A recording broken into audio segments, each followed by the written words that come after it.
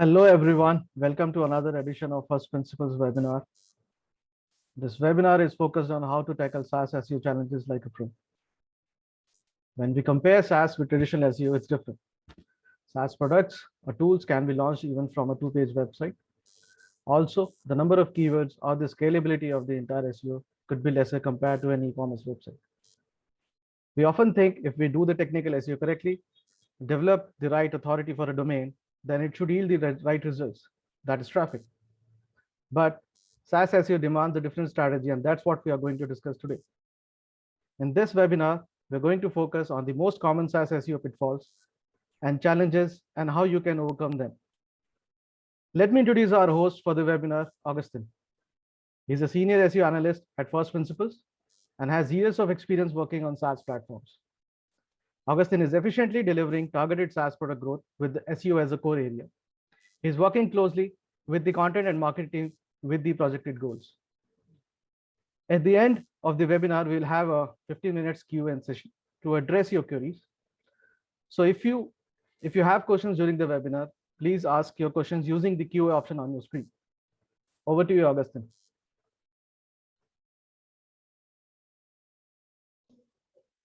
Yep. Thank you so much, Pushka. Hope I'm audible loud and clear.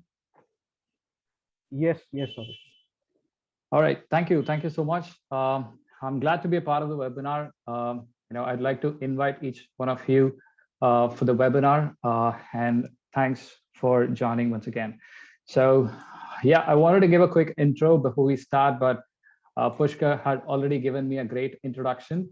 So, yeah, thank you so much. And a couple of things about me is like I'm into SaaS product, as Pushka said, for a couple of years now, and I'm responsible for lead generation and all that.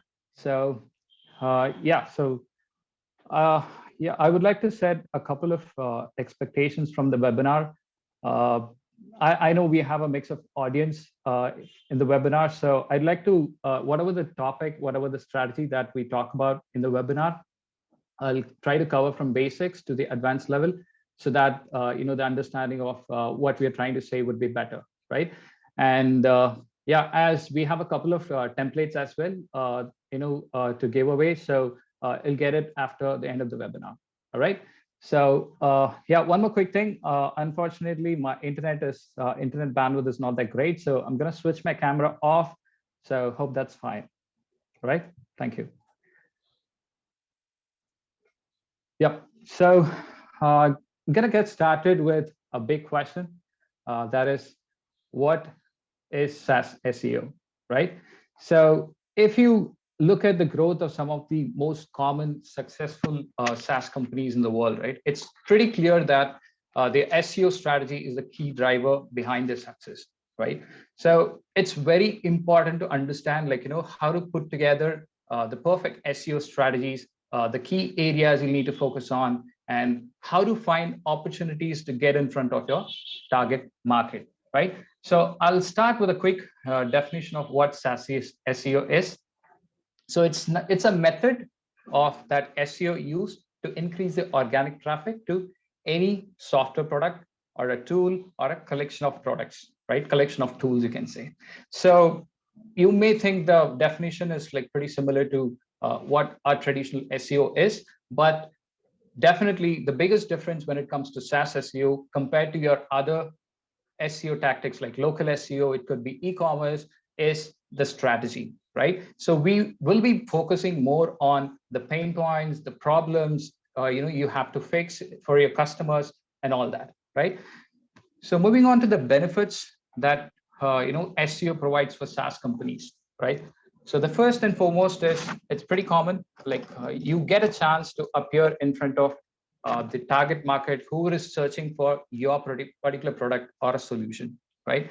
And then the second one is who are the users that are looking for more information about, that's relevant to your platform. They're not looking exactly for you, but they're looking something relevant to you, right? And the third one is you get a chance to appear, or you get a chance to rank, in front of your customer in SERP, who is looking for more information about similar platforms like you, right? they are not looking for you, but still, like, you get a chance to you get a chance to stand in front of the users who are searching for similar products or similar platforms. It could be a competitor, could be something else, right? And the next one is whoever is ready to purchase, right? So straight away, your bottom of the funnel, whoever is in the bottom of the funnel, like, who is ready to purchase similar platforms, you still have a chance, to appear in front of them, grab their attention, convert them, right? So a couple of, SaaS companies I've listed here. One of the biggest is HubSpot. Like, if you go and check their content strategy, they are doing a great job, right, in terms of content. And that's the reason, like, for most of the content, for most of the keywords, for most of the topics, whatever you search for, under the HubSpot belt, like, they will be there in this SERP, right? So, yeah, moving on to the importance of SEO. So why should SaaS companies, should invest in SEO over the other channels, right? So if you talk about SaaS companies, right, they tend to increase their customer acquisition on a rapid basis. I mean, they want to rapidly scale the customer acquisition, right? So, but if you compare the cost they have to put in, right, the money they have to put into paid marketing to acquire new customer is increasing on a daily basis, right? Increasing on a day-by-day basis. So, and there's another drawback when it comes to paid marketing is the moment you stop spending, you'll not get any traffic flow coming in, right? But that's not the case with SEO, right? So the first and foremost reason, to go for SEO is it's pretty cost effective, right? Compared to your other performance marketing channels, SEO is very, very cost effective, and your ROI would be definitely better. And as I already said, it can help you bring traffic pretty consistently. Of course, you need to do some maintenance, like, every month on a monthly basis, you have to do, some routine work. You have to do some, basic things, but it's pretty, helpful for you to bring traffic consistently. So once you bring the traffic, once you bring the consistent traffic, it's very easy for you to convert it to leads. And the next one is, it can help you achieve your long-term business goals, right? And then another one, so it improves the credibility and trust. So when I say credibility and trust, so who is searching for a product, your product, or similar information, right? Similar relevant information to you, you still have a chance. Like we saw that, like, you still have a chance to appear in page one. So when the moment you keep, like, appearing for relevant terms, like, it boosts your credibility, right?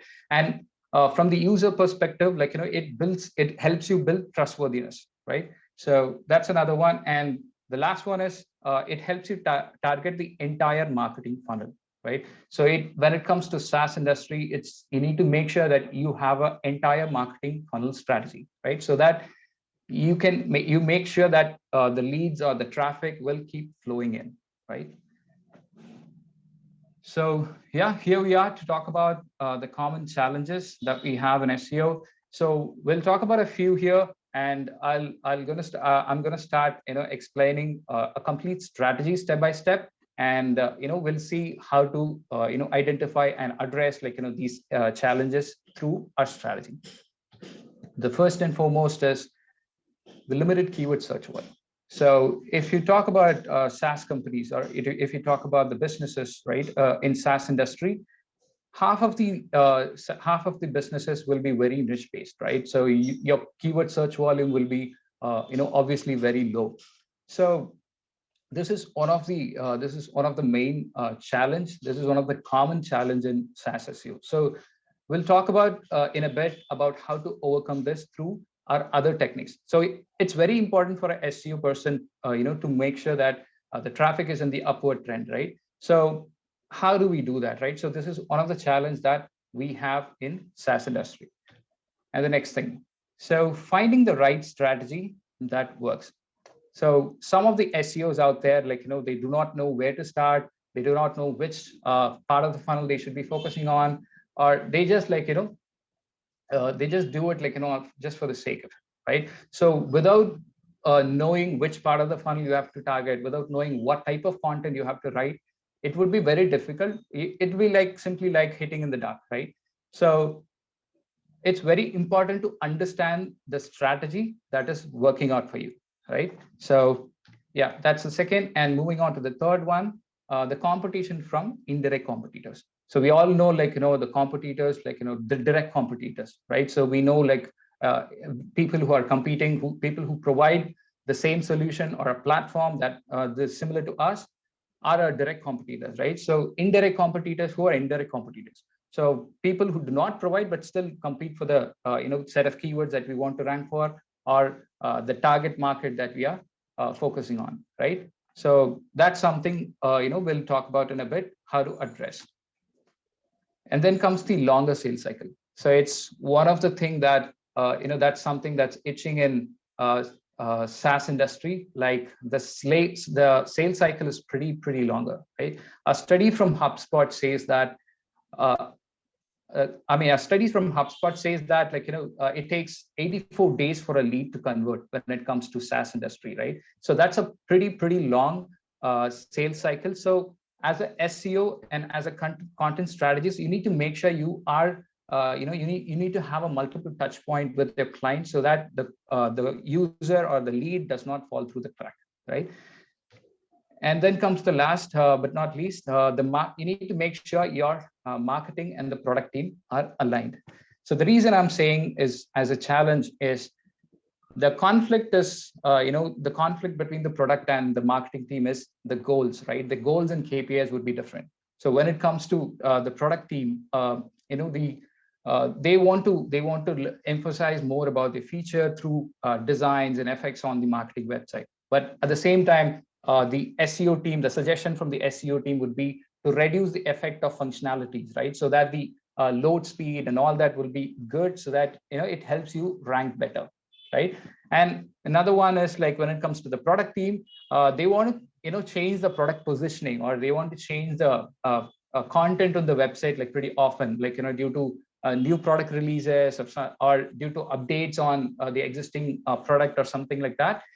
But when it comes to the SEO team, they wanted to keep the content and especially the URL, right? URL structure, like, pretty constant, so that, like, it helps you, your content and URL, like, structure is very important when it comes to SEO, right? So these are a couple of examples, conflicts between the marketing and the product team. So it's very important to keep your marketing team and the product team aligned. So you can actually, what you can do is you can have a brainstorming session. You can have month-on-month, like, brainstorming session to understand your product teams or your marketing team's goals and KPIs, how what it looks like, and how it affects the other team, right? And how can we balance out it, right? So yeah, so that's here.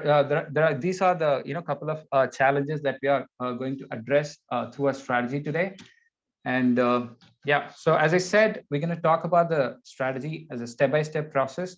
I'm starting with the goals and KPIs. So it's very important to understand whether your strategy, whether your whether your strategy is working out or not, right? So it's very important to start any strategy with your goals and KPIs. So you need to make sure you have goals, you have KPIs to measure your performance and all that.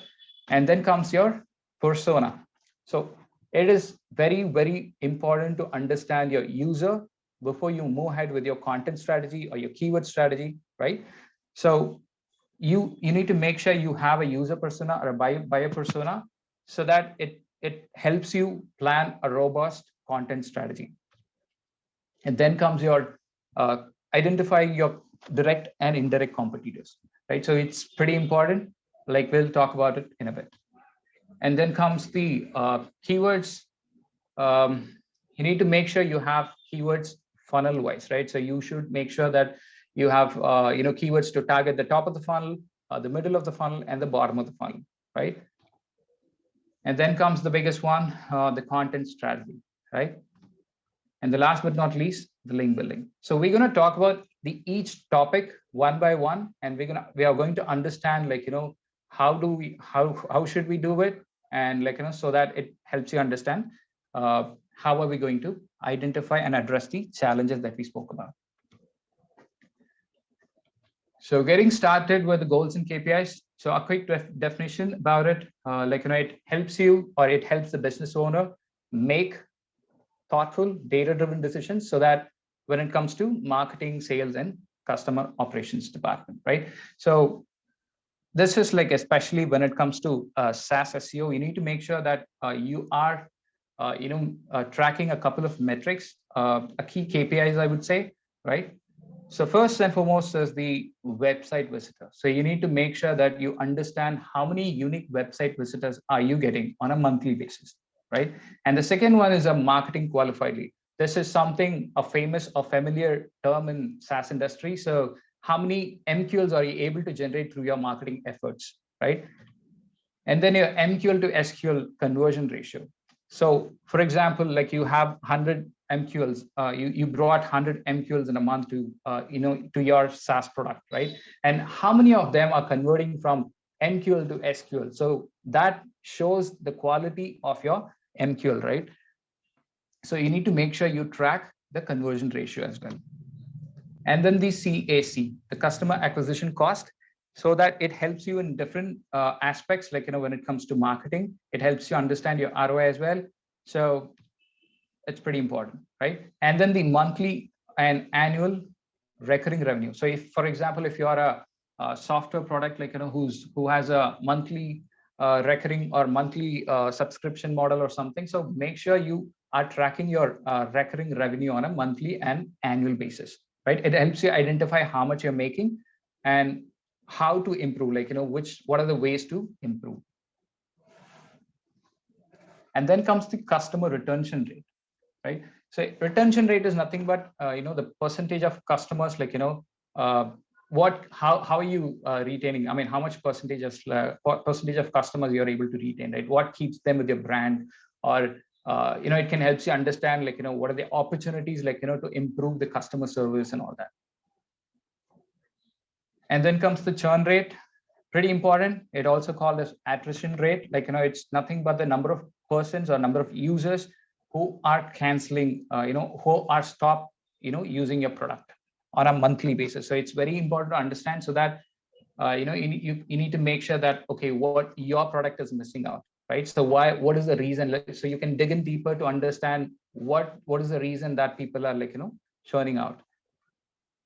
And then comes the ROI, whatever the investment, whatever the money that you're putting into marketing or different things, you need to make sure you are understanding the return of it, right?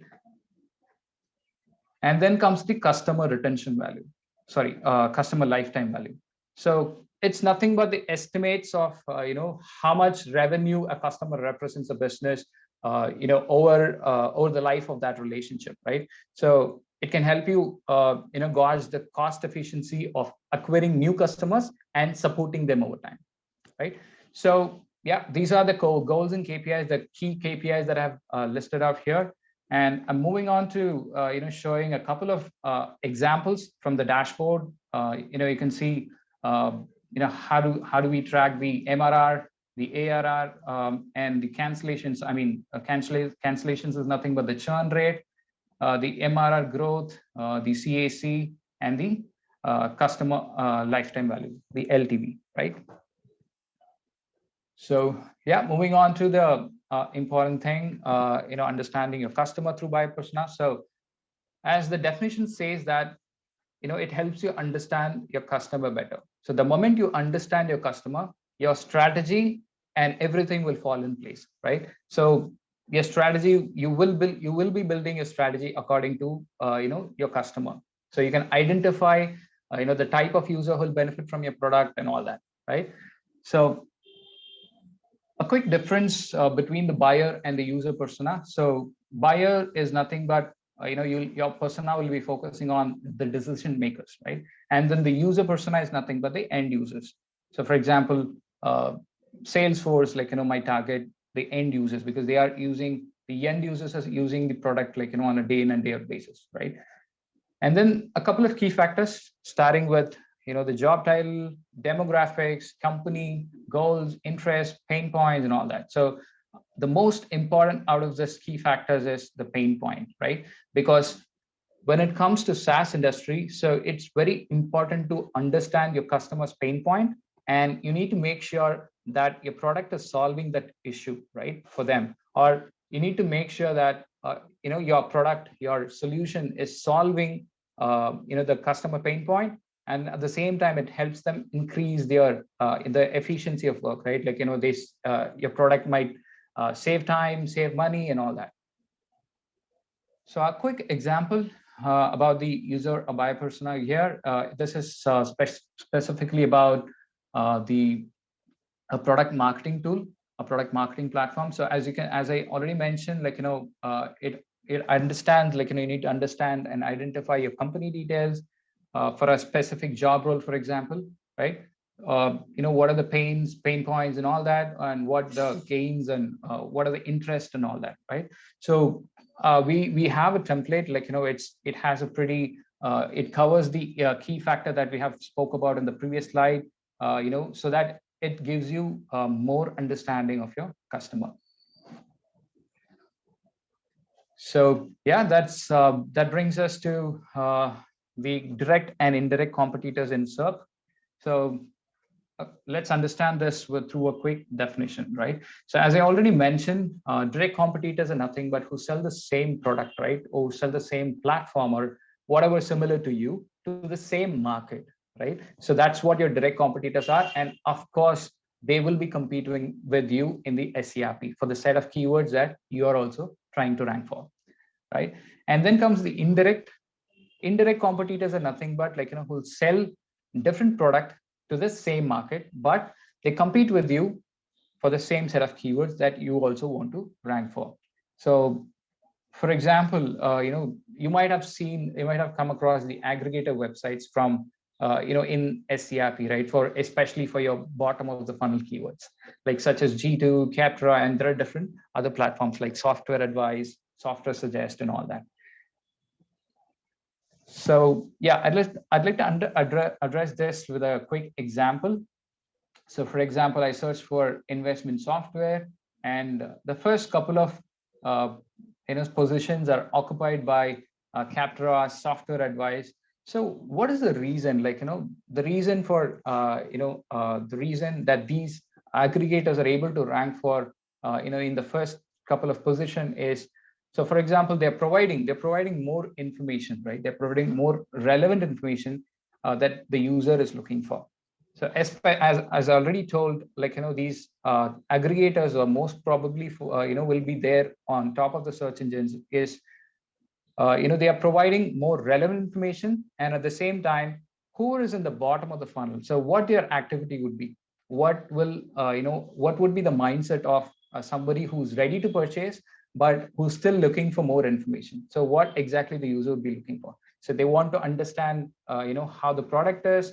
They want to understand whether a particular brand or this or that brand can help me save time, or they want to compare more information, and they want to understand for example more product options to compare. They want to compare one product with the other product, and to understand which is providing more benefit to me, right?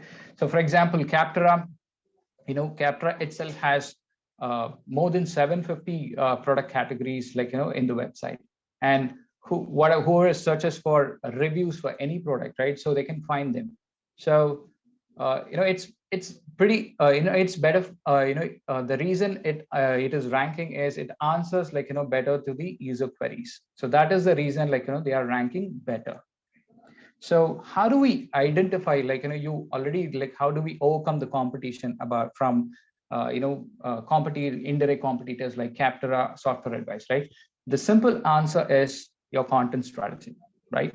You need to make sure you have a pretty solid content strategy to that helps you outrank these aggregators, right? So yeah, moving on to the next one, that's the foundation of SEO, right? So anyone, you can call it a starting point even, right? So I'll start with a question. I'm not going to give you a definition of it because everybody understands what keywords are, right? Why what keywords in SEO. So why should we do keyword research, right? because the reason is it gives you most insight, most valuable insight, right, into search queries. So you can understand, like, what your target market or what your target audience is searching for in search engines when looking at, something relevant to you, or when looking at product something similar to you, or when they are, trying to look for you as well. So as I already said, this keywords are the foundation. So it's going to help you build a winning content strategy. So if you have a proper set of keywords, like, you can definitely make sure that you can create a proper winning content strategy, right? So you may have a question that, okay, I'm getting started with, creating an SEO strategy. So should I do it? Should I do it once, or should I do it, like, multiple times? Or if multiple times, how frequently should I do the keyword research, right? So one quick answer is, like, the algorithm keeps updating, right? Google or search engines like Google, they're updating their algorithm, on a frequent basis. So it's very important to keep your website optimized, for new set of keywords as well, so that it helps you increase traffic, right? On a month-on-month basis. So yeah, before we move on to, move on and talk about the keyword process, right? Keyword research process. I'd like to start with collaborating with sales team. So I hope you remember, like, to keep your marketing product team aligned. So this is where it's going to help, right? So before you start your keyword research, your product and marketing team would definitely, give you more ideas, that can help you identify pretty important keywords that your customers are looking for, right? So the first and foremost is, you can check with your product team. You can have you can collab with your product team to understand the feature release updates, right? What are the features that the customer is looking for? What do we have currently? What is available in the market? What the target audience is looking for, right? So that gives you a detailed understanding of your the needs of your target market. And then comes the support tickets, right? So you can ask your sales team to make sure that, to take you through the support tickets. This will help you understand, what the existing customers or what the audience is thinking about your brand, or you can understand their feedback, you can understand the expectations from you, right? Or you can understand even the problem with your software, right? Problem with your platform. And the most important, you need to make sure you understand the questions your customers have, the pain points, and the problems your customers have, so that you can actually, like, you can come up with keywords that can address, that can, help you create a content that can address the pain point of your customer. And most importantly, both the teams, both your product and sales team, can help you, get started with keyword research, right? So to get started with keyword research, you need to make sure you are on the right track. So they will help you understand, like, they will help you, or they can give you more ideas to how to start, like, where to start, which for example, which feature that the user is looking for. So things like that, right? They can give you more proper direction to start your keyword research. And then comes the user intent. So keyword research, it needs to be done definitely with user intent in mind, right? So without user intent, so it would be pretty difficult for you to properly strategize. So first and foremost is the navigational type of keywords. So this is pretty simple. Like, a couple of examples I've given here. This is the type of keyword, like, that the user type in the SERP to understand, or to find a page in a brand, right? For example, Salesforce login, or to navigate through the website, basically, right? So for example, Salesforce login or Soho CRM sign up, things like that.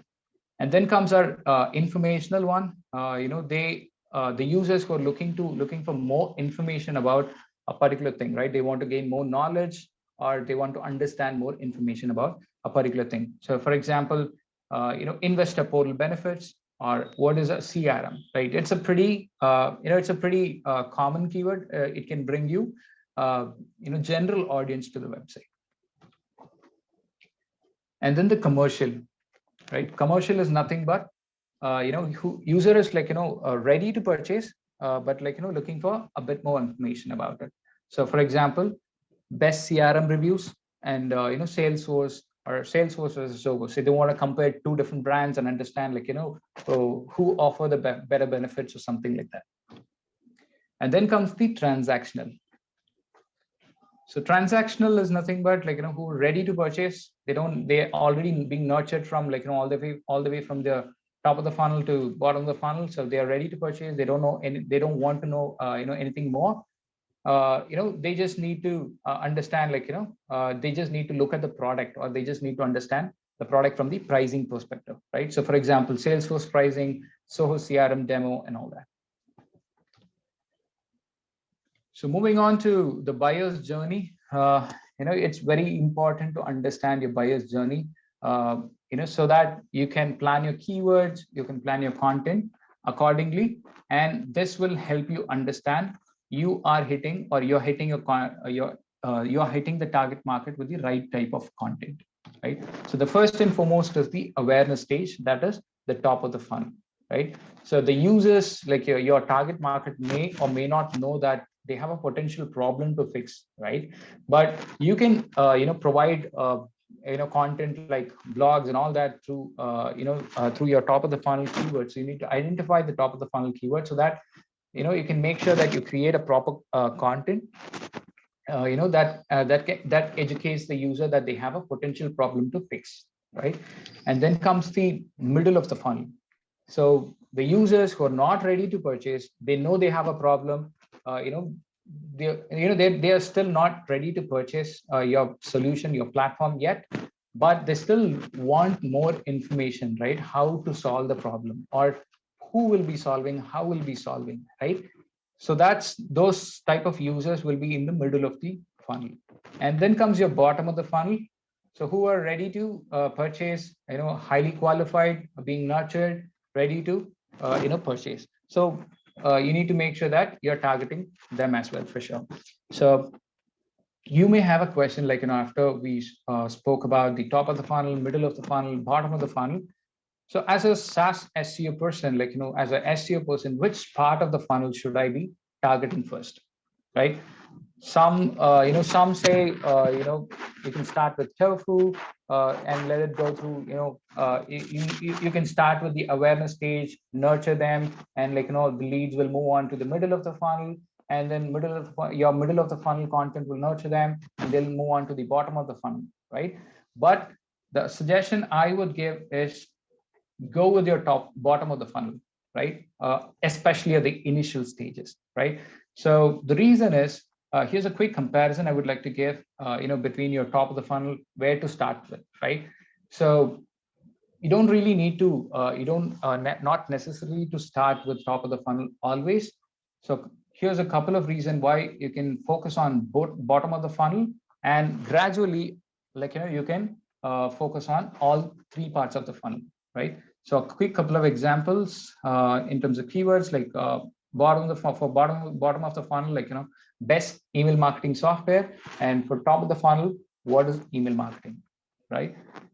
So the benefit of focusing the bottom of the funnel is, the first and foremost is the high buying intent. So you don't have to nurture them, right? Because they already have high buying intent, so you can hit them with the right content. So it would be easy for you to convert them. So yeah, so as I already said, you don't have to provide any educational content, because when you enter the market, there will always be users, there will always be traffic in different parts of the funnel, because your competitors would have nurtured them all the way from top of the funnel, right? Your competitors would have nurtured a set of leads from through their content strategy, right? So through top of the funnel and through mid of the funnel and all the way to the bottom of the funnel. So you have a chance to focus on bottom of the funnel, focus on bottom of the funnel content type, so that it's easier for you to convert. It's not time consuming, right? And then, as I already said, it's pretty easy to convert. And the top of the funnel is you need to start with your educational resource, right? So what is email marketing is a pretty, for example, you're an email marketing platform, right? What is email marketing is a pretty generic topic, right? So you can definitely cover that topic in the top of the funnel in the awareness stage, but it's not easy, or it's not like, it's not going to be, it's not going to give you, the conversion in a quick pace, right? It will take time. And then there's no guarantee of completing the purchase. For example, somebody is consuming your content, like, which is about email marketing, and you cannot, it's not that, okay, you consume my top of the funnel content, like, you cannot expect the user to be in the bottom of the funnel. So you need to make sure, your content strategy is better. But actually, when it comes to, if you start with ToFu, there's no guarantee of completing the purchase.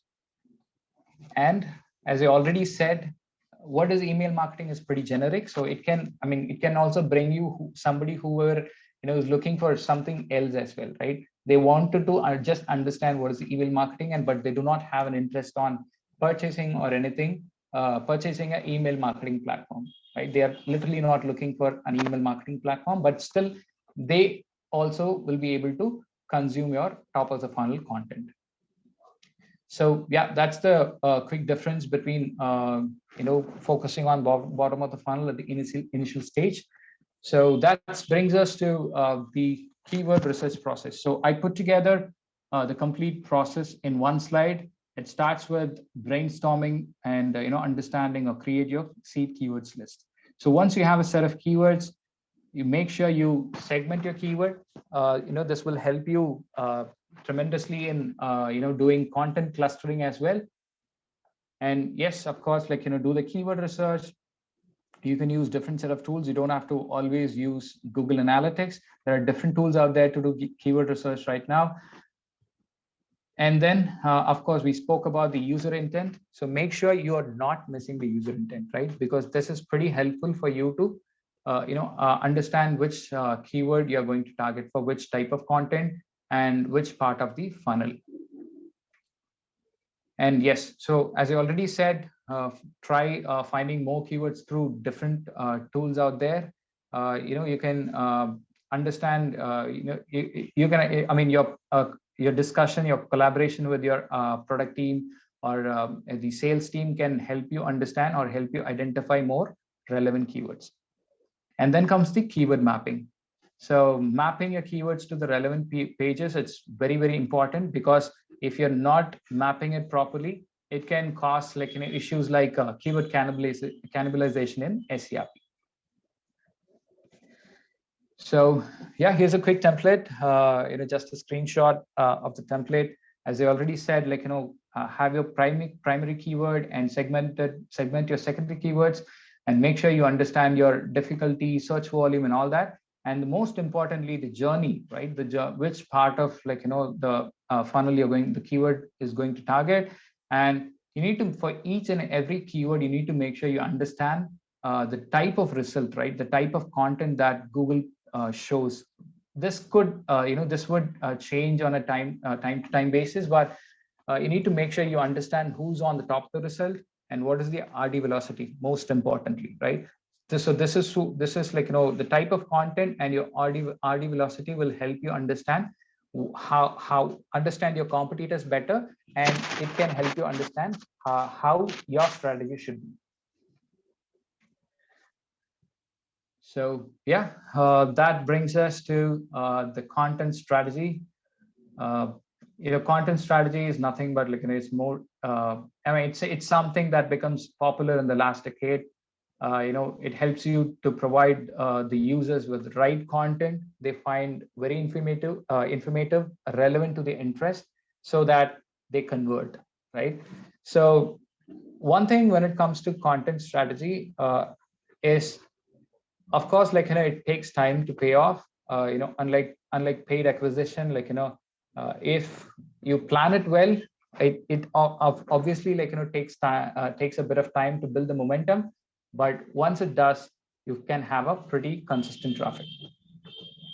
So content strategy, I segmented into three things. One is the ideation, creation, and distribution.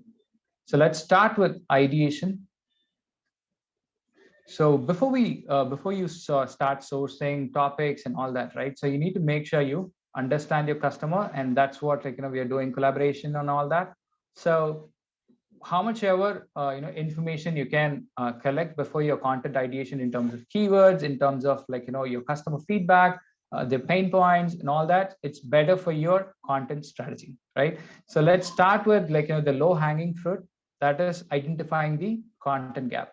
So for example, you have a product which is missing or in the website, for example, you're missing you're missing content about a particular feature that your users are seriously heavily looking for, right? So you need to make sure you identify the content gap so that it's easier for you to grab the attention, right? Because people are already looking for people want to consume content that are relevant to the feature, right, that you have missed. So you make sure that you do not miss anything that your target audience is looking for. And I think, yeah, this is something that we already discussed about. And then comes the customer pain points. So make sure your content is addressing the customer pain point, right? So I think I'm repeating customer pain point because SEO, the SaaS SEO is all about understanding, addressing the customer pain point so that it's easier for you to convert the user to lead. And then comes the competitor research. So it's very important, as I already mentioned about the competitor research and while talking about the keyword.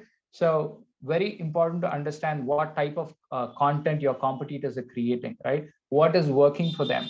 So you can make sure that you can create a similar or a better strategy to outrank them. And the last one is social listening, right? So you can use your social media as well to understand your customers' expectations, interests, pain points, and all that to make sure you create a proper content strategy.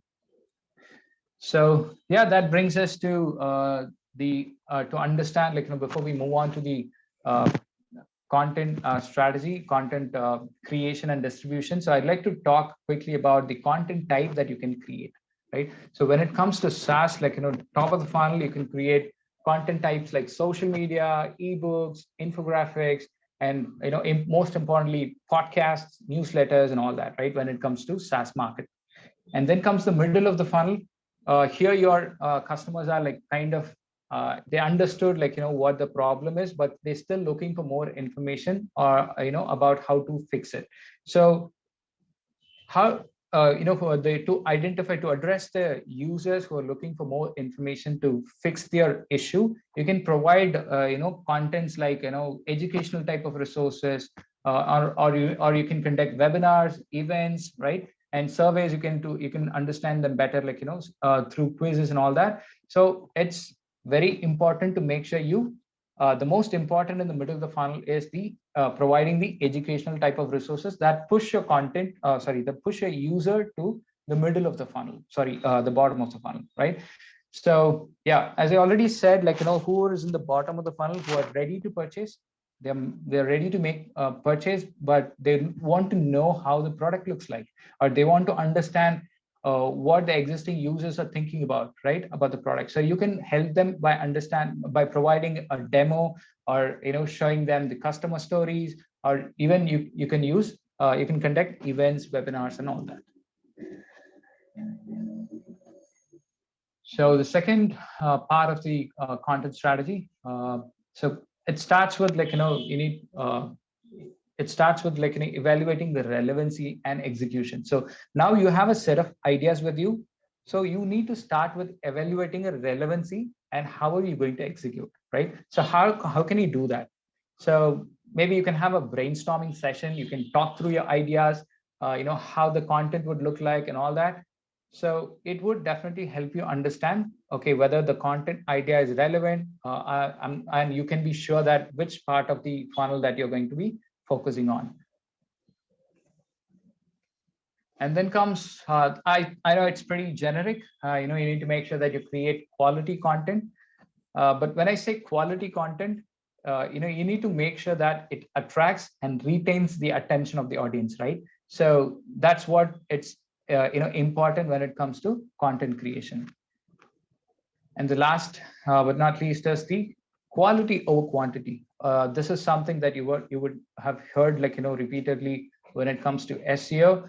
So some of the agencies out there or some of the SEOs out there, what they do when it comes to content creation is they pick topics, they create on a monthly basis, they set a target of 4 blogs a month or whatever the content type it may be, right?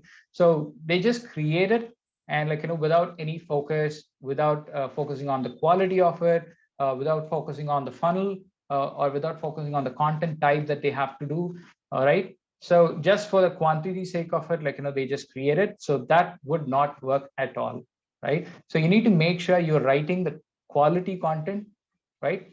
And that's going to be very helpful when it comes to hitting the right custom audience.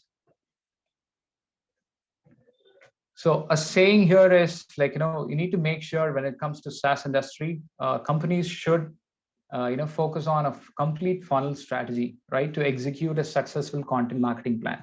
So as I already mentioned, you need to make sure your content pushes the users from one part of the funnel to the other. For example, if your content that focuses on the awareness stage should have the quality to push the user to the middle of the funnel, and then the middle of the funnel content should have the quality to push the user towards the bottom of the funnel, so that your traffic will convert.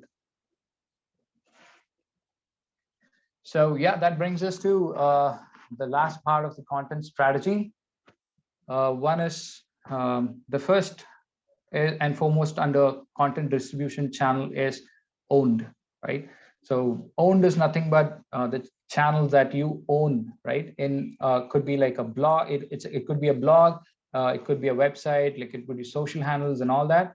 And when another one is earned is nothing but the social shares you get, right? Or the brand mentions you get, or people from media or the journalist and all that, who covers your product, right? They talk about without you paying for them, they cover themselves, because your product actually solves the customer issues, the customer pain points, right? And then comes the social. You can distribute through your PPC, paid social, paid search. You can even do influencer outreach as well. So yeah, so distribution is nothing but I just wanted to give a quick definition of distribution as well. So it's nothing but sharing, publishing and promoting your content, right? So you can do it through either of the channels. It is totally depends on your persona, like where your target market is pretty active. So you need to make sure you understand. That's when we created the persona to understand our customer. So make sure you hit the audience where they're actually active on. And here's a quick screenshot about the template that you can use. As you can see, we focus on the topic, focus on what content type and what is the intent, which part of the funnel you're going to focus on, and what is the primary, secondary keywords and all that, right?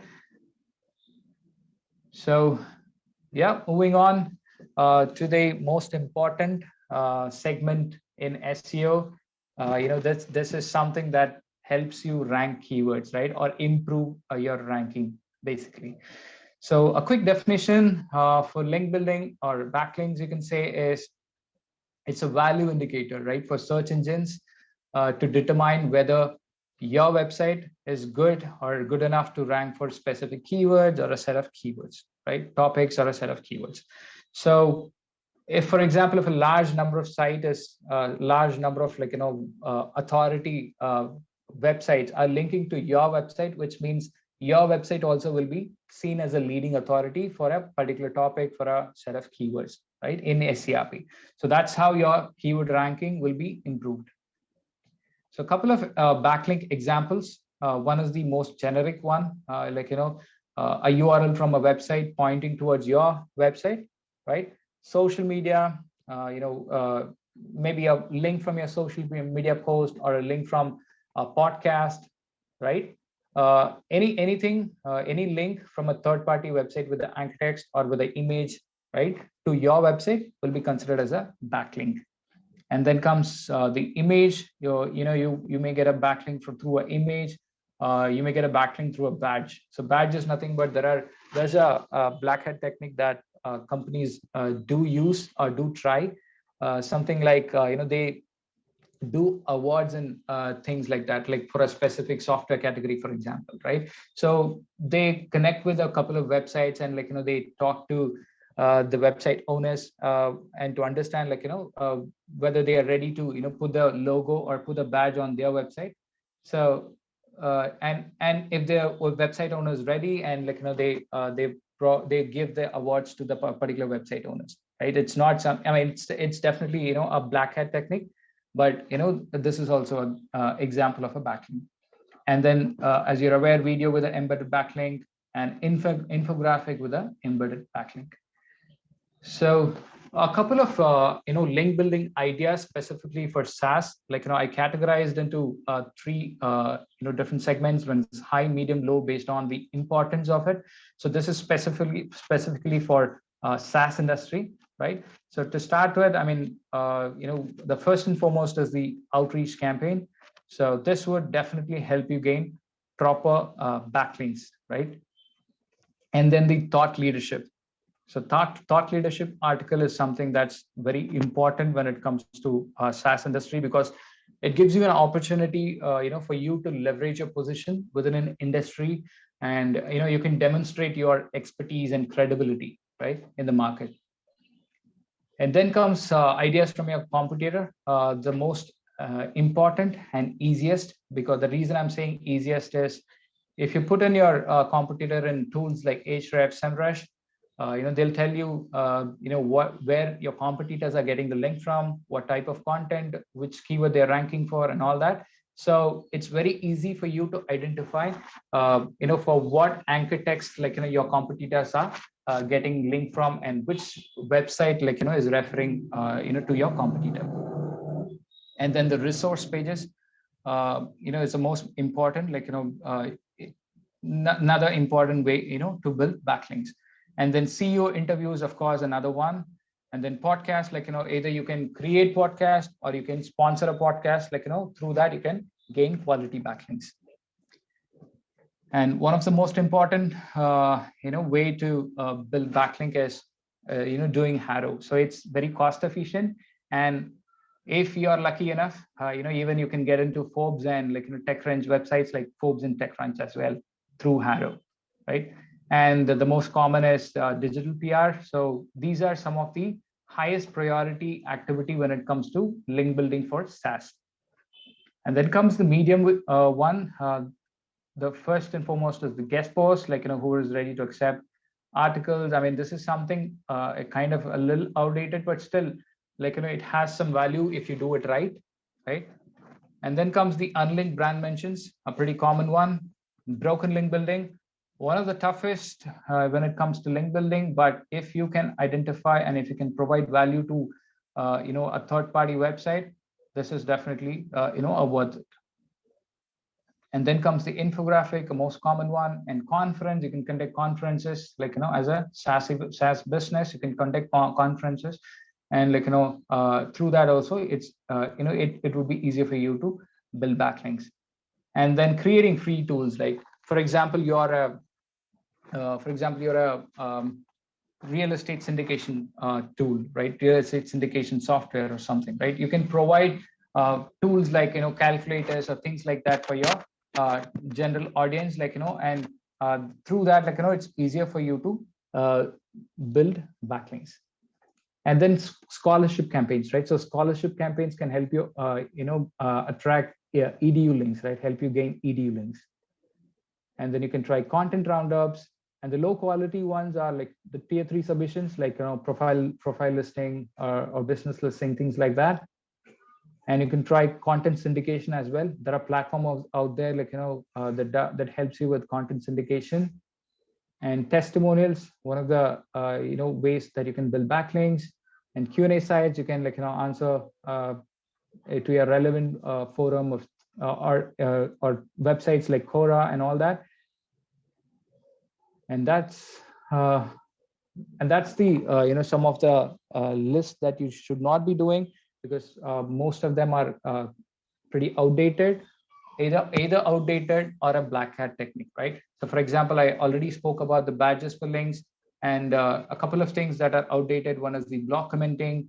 I've seen people still doing block commenting, but that's totally kind of outdated. Google does not give any value to it, right? And then the directory submission and footer links. Footer links are nothing but you might have come across websites where in the footer they would have mentioned developed by, or created by, something like that, right? So those footer links also will be ignored.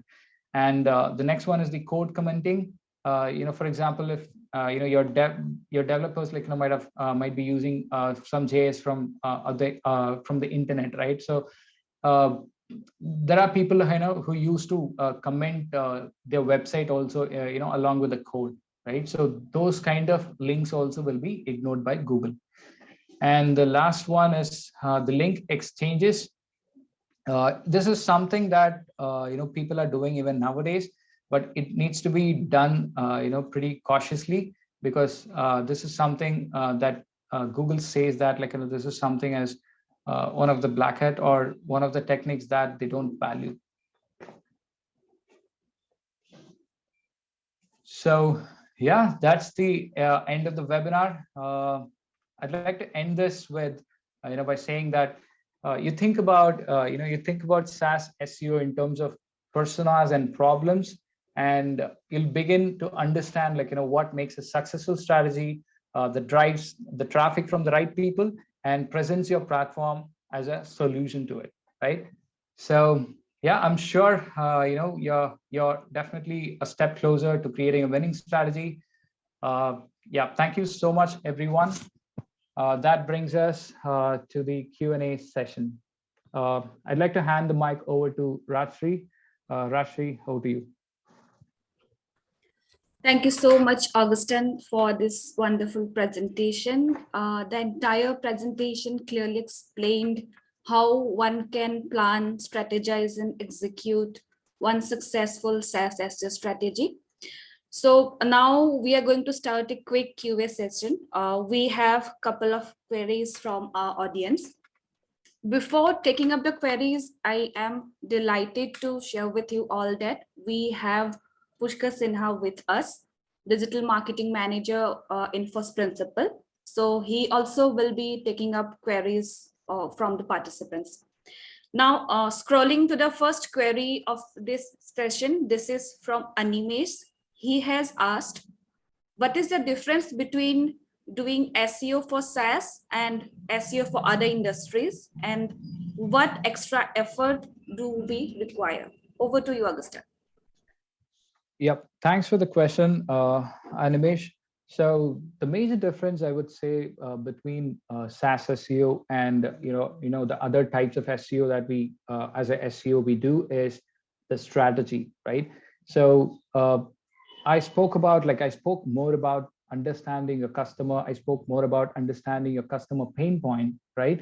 So you need to make sure you have when it comes to SaaS SEO, you need to make sure you are targeting the extra effort you need to put right in SaaS SEO is you need to make sure your strategy is focusing on all three parts of the funnel, right? Of course, when you get started at the initial stages, you can focus on bottom of the funnel so that it's easier for you to acquire customers. But gradually, you need to make sure that you have a complete funnel strategy, right? So that's strategy is definitely the major difference when it comes to SaaS SEO. But apart from that, if we talk about the ranking factors like content, backlinks, and all that, it's going to be pretty similar, right? Google doesn't have any separate guidelines or anything like that. So the ranking factors are still going to be the same, but strategy is something that's going to be different. I hope that answers the question. Yes, definitely. Thank you so much, Augustine. So the next query is from Sridhar. He has asked, how much time does it require to do SEO for SaaS, and is there any way to reduce it? Yeah, unfortunately, it's not paid marketing. Like, you cannot expect result overnight, right? In paid marketing, like, the moment you start spending, like, you'll start appearing on the SERP, but that's not the case with SEO. So, I mean, SEOs out there, like, they say, like, it may take 3 to 6 months of time to to see some result for your strategy, right? So I would say, like, minimum 3 months, like, you need to make sure, first of all, like, you need to make sure your content strategy is like pretty robust, right? Yeah, and then, like, you identified your which part of the funnel you're going to focus on, what type of content you're going to write and all that. So to make sure, like, you are on track to rank, it would take definitely, like, minimum 3 to 6 months of time. So uh, unfortunately, as I already said, like, it's not, it cannot be done overnight. So it definitely takes time, but the once it's ready to rock, like, you're okay. And I mean, you're already on the way, like, to bring in consistent traffic. So if you're ready to bring, I mean, if you're building or if you're bringing in consistent traffic, you're already on the way to bring your leads consistently. Thanks again, Augustine. So I would like to add here that keeping the time in mind, we are going to take up 2 more queries. So rolling to the next query, that is from Priyanka. So she has asked that, are there any drawbacks of SEO for SaaS? Of course, yes. Just like any topic we talk about, there will be pros and cons. So the first and foremost, I think I already spoke about it. It would take time, right? It's not done overnight. It would definitely take time. And the second thing is, when it comes to SaaS SEO, or when it comes to SEO in general, the biggest drawback is you do not have full control over it, right? So you can plan a strategy. You can make sure that your content strategy is robust, your keywords are proper, you're hitting the right target audience with the right type of content, but everything depends on, like, how Google interprets, right? So you do not have, to an extent, yes, you can control it, but for example, in paid marketing, for example, if you have 80% of control with your strategy or with your result, but when it comes to SEO, you have 50%. So that's another drawback when it comes to SEO. And yeah, one more thing I would say is you have a risk of being penalized, right? So there are people out there, like, as we just spoke about in a couple of slides before, following black hat techniques as well, right, to get in front of the audience in a short time period. So that is also, one of the drawbacks. If you get penalized, then it would be very, very difficult for you to get up and come back. So yeah, these are the couple of drawbacks. Thanks again, Augustine. So now we have the last query of the session, that is from Finn Fox, and I would like to request Pushkar to kindly share his recommendations to identify the different personas and pain points. Over to you, Pushkar.